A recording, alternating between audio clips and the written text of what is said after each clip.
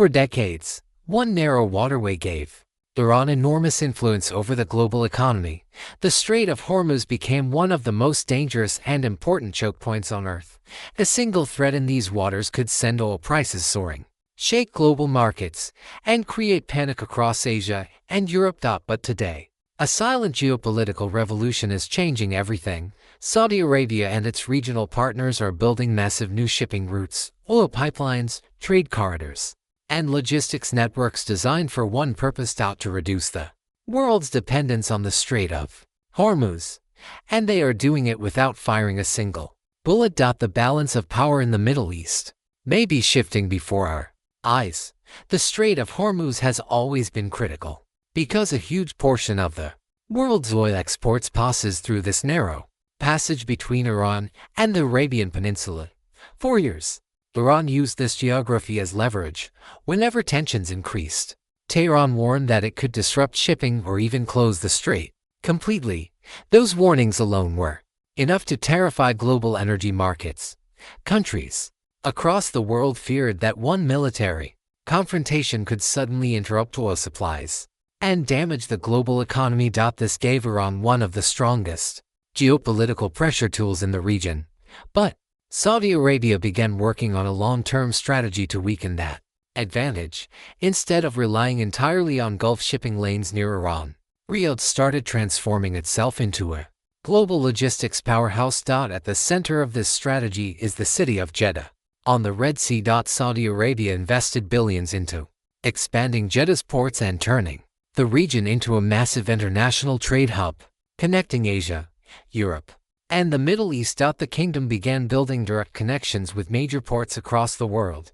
These routes now link Saudi Arabia with key trade centers in China, Japan, and Europe. The goal is simple: create secure trade routes that avoid instability near the Strait of Hormuz.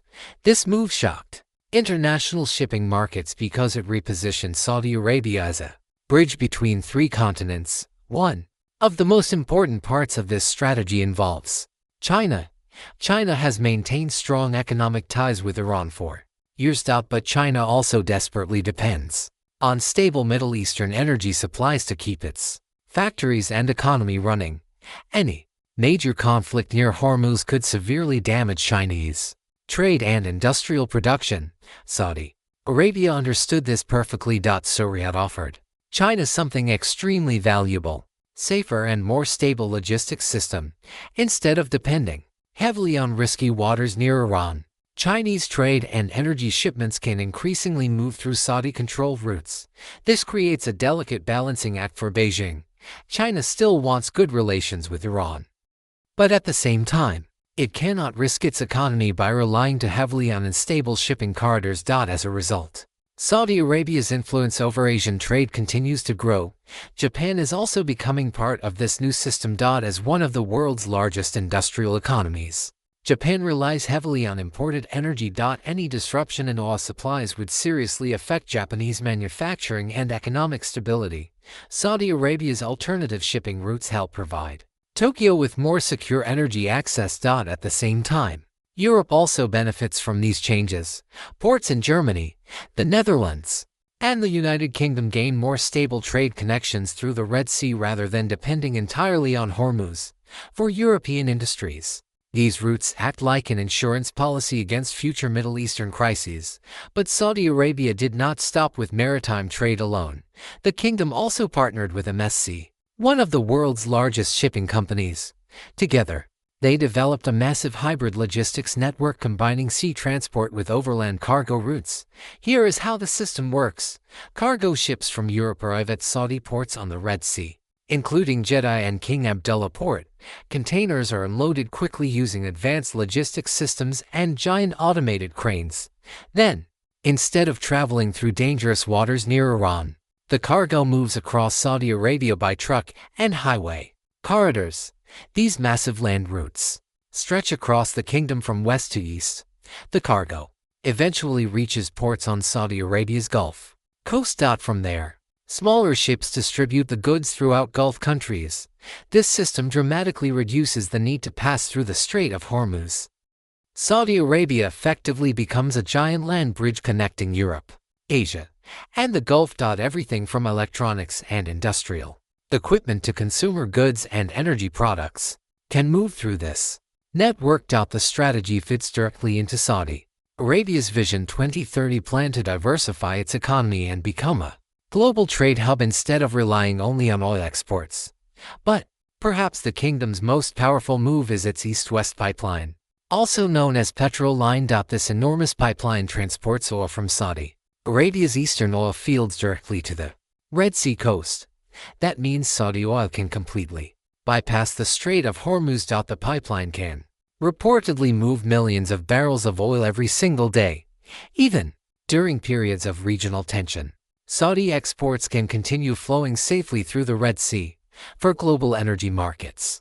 This creates a powerful backup system that reduces fears of supply disruptions. And Saudi Arabia is not acting alone.